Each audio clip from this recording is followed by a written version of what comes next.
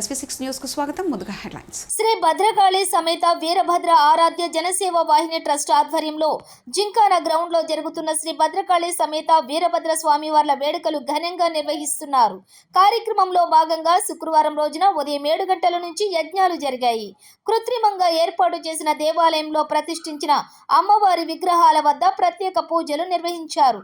భక్తులు అధిక సంఖ్యలో విచ్చేసి వేడుకల్లో పాల్గొన్నారు. భక్తులను ఉద్దేశించి ప్రముఖ వక్త గరికపాటి నరసింహాచార్యులు ఆధ్యాత్మిక ప్రవచనాలను భక్తులకు వినిపించారు. భక్తులు ఎంతో భక్తి శ్రద్ధలతో పారాయణం, ప్రవచనాలు విన్నారు.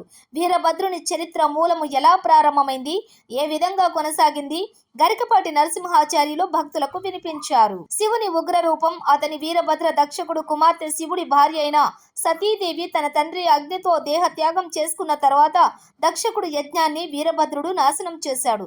సతీదేవి శివుడి జీవిత కథను భక్తులకు వివరించారు.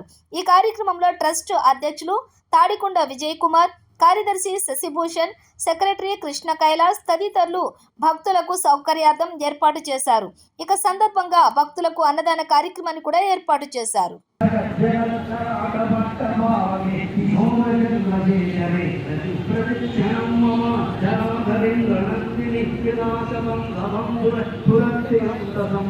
ప్రమోదమాన